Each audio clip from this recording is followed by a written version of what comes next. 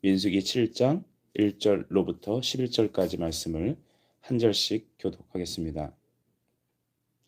모세가 장막 세우기를 끝내고 그것에 기름을 발라 거룩히 구별하고 또 그 모든 기구와 제단과 그 모든 기물에 기름을 발라 거룩히 구별한 날에 이스라엘 지휘관들 곧 그들의 조상의 가문의 우두머리들이요 그 지파의 지휘관으로서 그 계수함을 받은 자의 감독된 자들이 헌물을 드렸으니 그들이 여호와께 드린 헌물은 덮개 있는 수레 6대와 소 12마리이니 지휘관 2사람의 수레가 한 나씩이요 지휘관 한 사람의 소가 한 마리씩이라 그것들을 장막 앞에 드린지라. 여호와께서 모세에게 말씀하여 이르시되 그것을 그들에게 받아 레위인에게 주어 각기 직임대로 회막 봉사에 쓰게 할지니라. 모세가 수레와 소를 받아 레위인에게 주었으니 곧 게르손 자손들에게는 그들의 직임대로 수레 둘과 소 4마리를 주었고 무라리 자손들에게는 그들의 직임대로 수레 4과 소 8마리를 주고 제사장 아론의 아들 이다말에게 감독하게 하였으나 그와 자손에게는 주지 아니하였으니 그들의 성소의 직임은 그 어깨로 매는 일을 하는 까닭이었더라. 제단의 기름을 바르던 날에 지휘관들이 제단의 봉헌을 위하여 헌물을 가져다가 그 헌물을 제단 앞에 드리니라. 다 같이 읽습니다.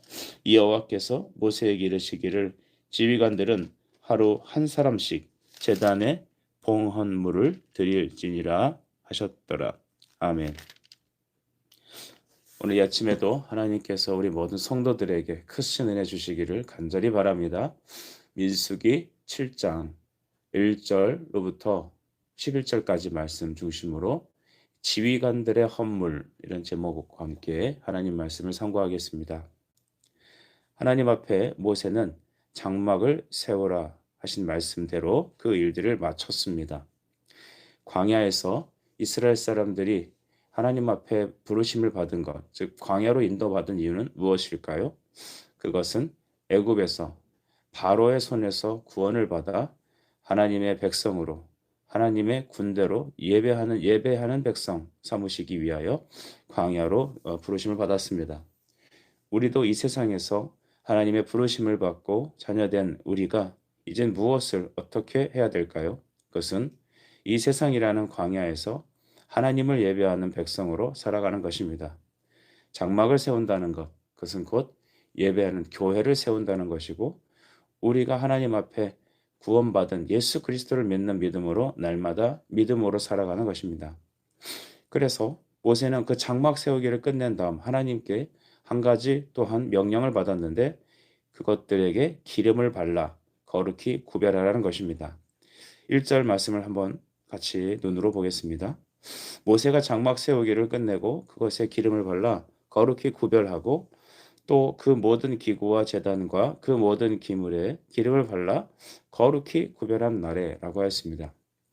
성막과 그 기구들에게 기름을 바른 것은 어떤 의미가 있겠습니까? 그것은 그 기구들은 성막은 하나님을 섬기기 위해 즉 예배드리기 위해서 구별된 것입니다.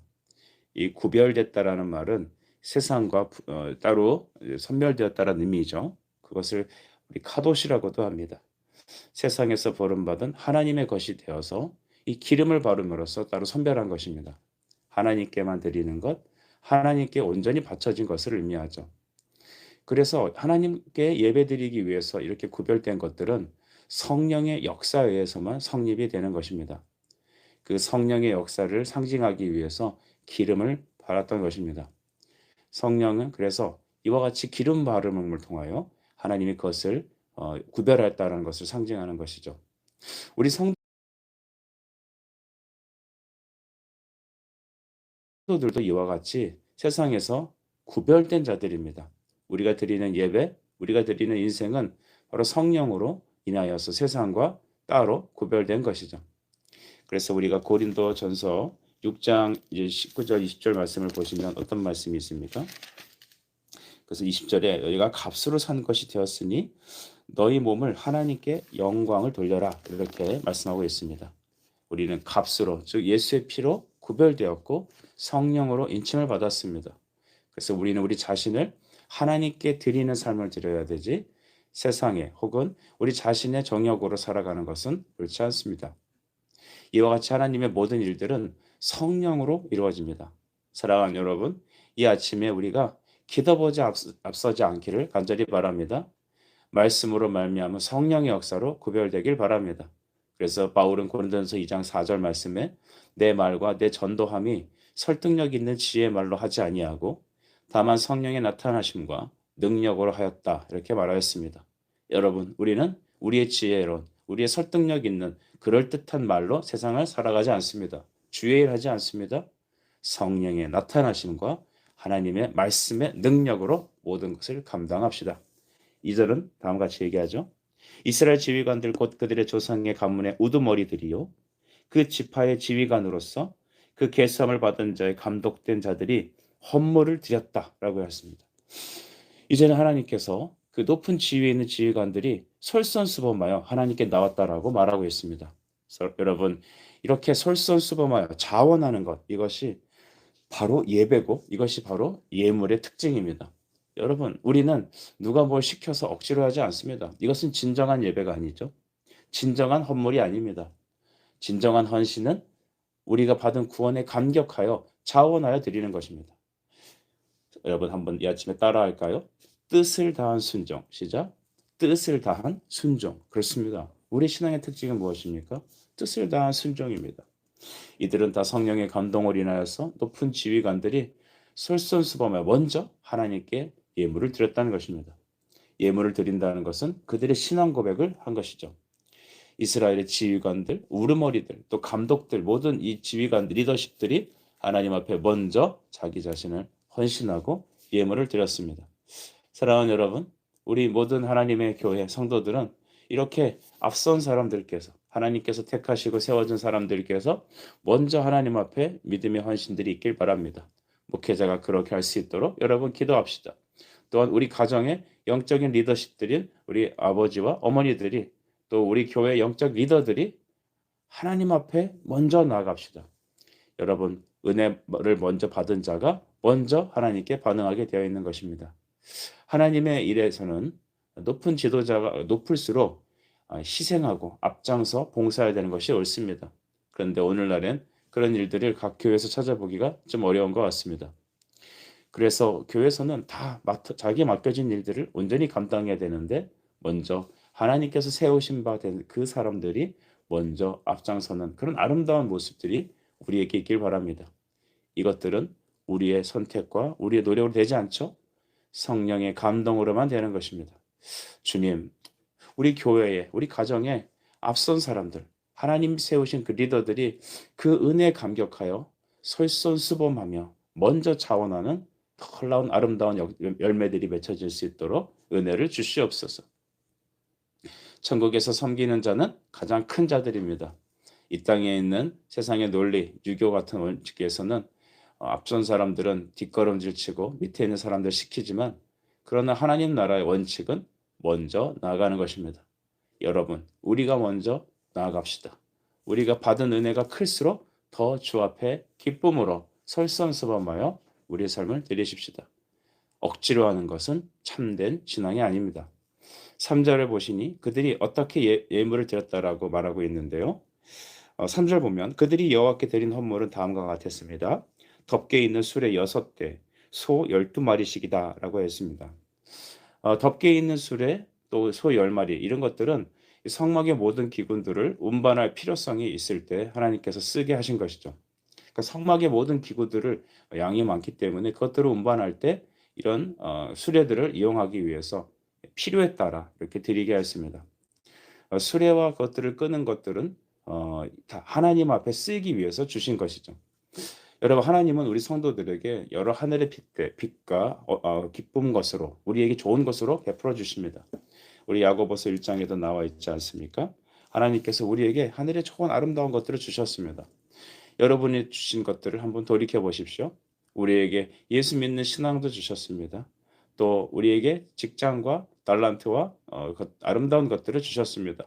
우리에게 물질을 주셨다면 주어진 환경들은 다 하나님의 영광을 위해서 주어진 것입니다. 여러분, 성도에게 있는 모든 것들은 다 주를 위해 드려야 되는 것이죠. 이 아침에 우리가 신실하게 한번 고백해 볼까요? 우리에게 주신 예물들, 그 하나님이 주신 것이죠. 우리에게 주신 자녀들, 하나님이 주신 것입니다. 내가 열심히 노력해서 공부해서 여기까지 왔고 열심히 밖에서 일하여서 오늘까지 왔습니다. 그러나 조금만 우리가 뒤를 돌아보면 그 모든 순간순간 하나님의 도움과 하나님이 주셨다라는 것을 부인할 수가 없는 것입니다.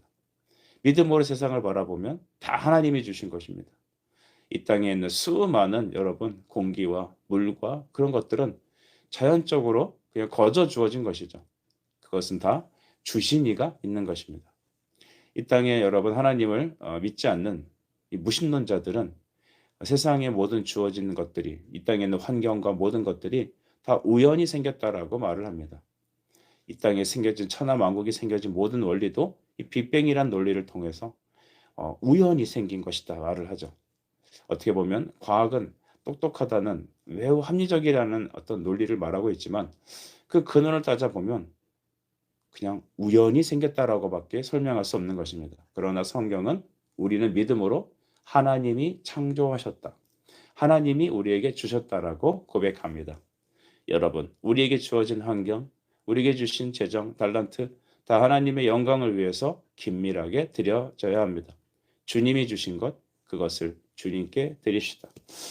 이와 반대로 여러분, 구약에서는 하나님께 마땅히 드려야 될 것을 드리지 않아 하나님께 책망하셨던 사례도 있습니다.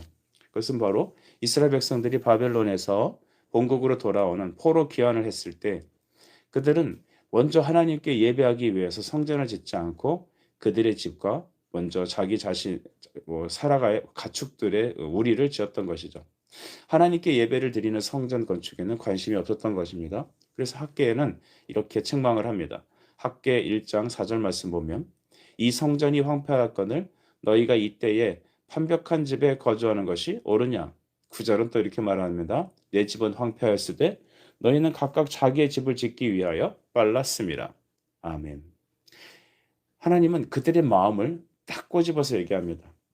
너희들에게 이렇게 자유를 주고 너희들에게 이렇게 구원을 주었는데 너희들은 너희 자신을 위해서 살기에 바빴다라는 것입니다. 여러분, 우리는 한때 이렇게 생각한 적이 있을 것입니다. 하나님, 내가 이 직장에만 들어가기만 한다면 내가 하나님께 영광을 돌릴게요. 내가 이번에 이 학교만 들어가면 정말 내 인생 하나님께 드릴게요. 주님, 제가 정말 이번에 건강하기만 하면 주님을 위해서만 살게요. 그런데 여러분, 이 화장실 들어가기 전과 후가 다르듯이 우리는 이 우리의 문제가 해결되기만 하면 바로 학계 선지자가 꼬집었던 것처럼 자기 집을 짓기 위하여 우리는 빨랐던 것입니다. 하나님은 중심을 보십니다. 이 아침에 하나님은 우리의 마음에 뜻을 다한 순종을 기대하시죠. 그들에게 주셨던 여러 가지 은혜로운 것들을 주를 예배하기 위하여 하나님의 교회와 주님의 나라를 세우기 위하여 드리는 것. 그것이 우리 삶의 목적이 되길 간절히 바랍니다.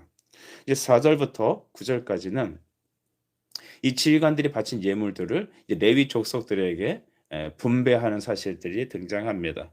그렇다면 어떻게 바쳐진 예물들을 분배하였을까요? 5절을 보십시오. 그것을 그들에게 받아 레위인들에게 주어 이 부분이 중요한데요. 각기 직임대로라고 했습니다. 각기 직임대로. 그러니까 각자 이 레위인들, 그러니까 게르손, 무라리, 고핫 자손들의 각 레위 자손들에게 맡겨진 그들의 임무에 따라 직임에 따라 그 수레와 소들이 나누어졌다라는 것이죠.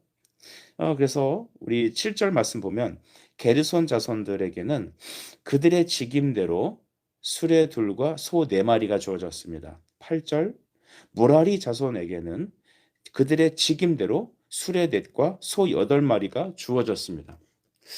여러분 이 두 그룹들을 보면 게르손 무라리 보니까 약 2배 이상의 차이가 나죠. 왜 이렇게 차이가 났습니까?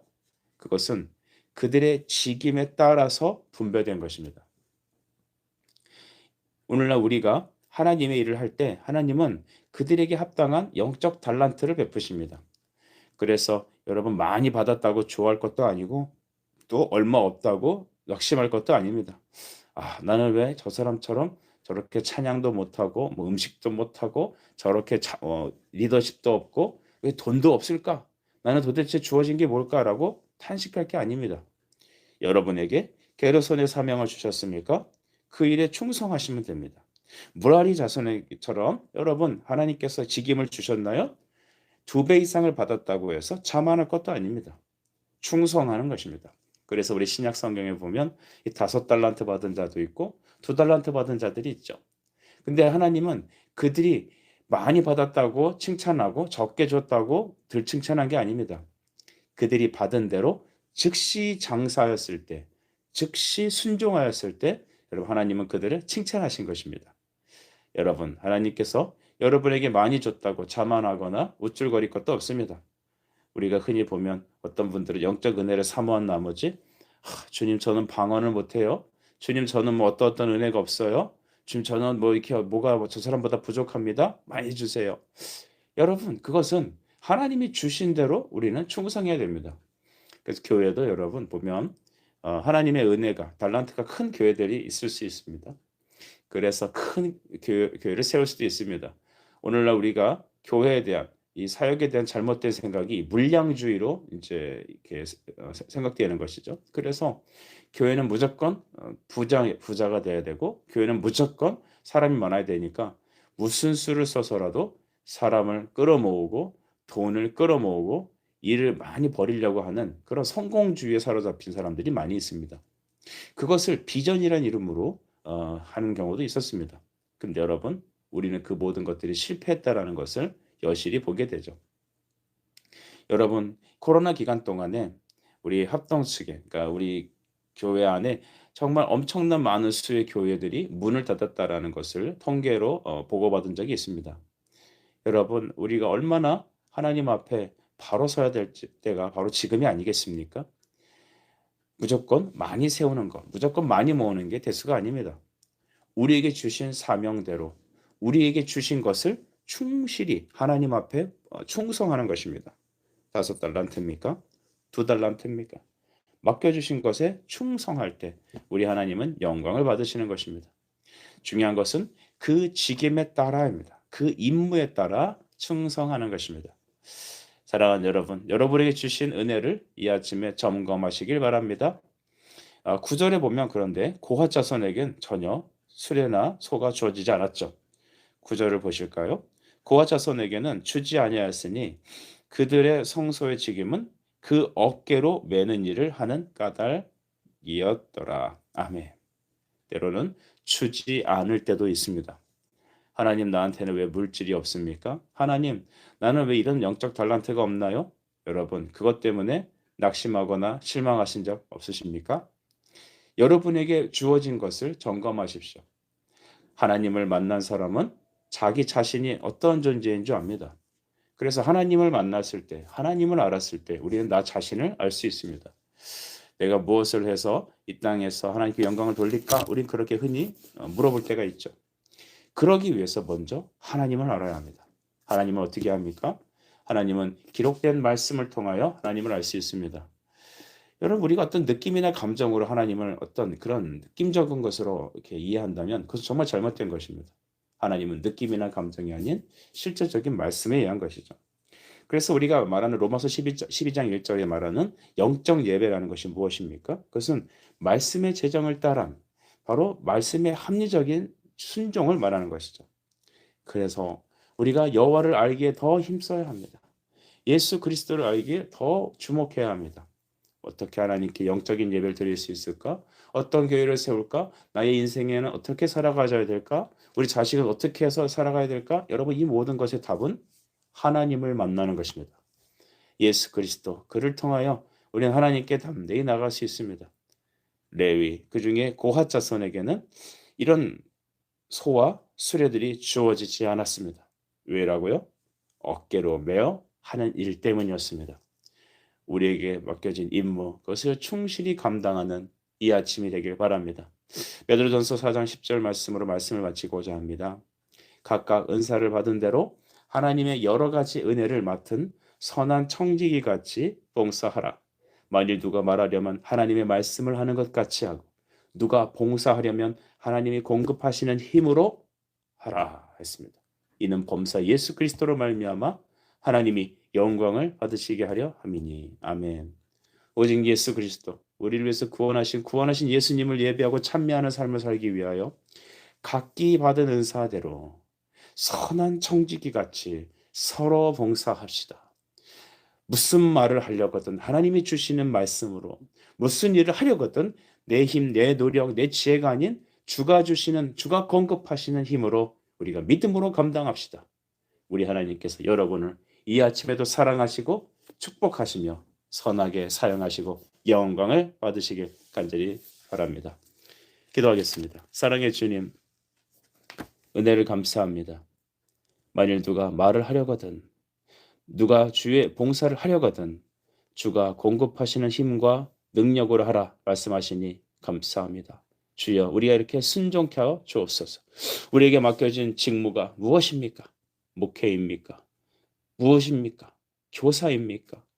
우리가 예배하며 주를 위해 순종하는 인생 살도록, 뜻을 다한 순종으로 예배하는 삶 살도록 주여 이 아침에 우리 모든 성도들에게 은혜를 더하여 주시옵소서.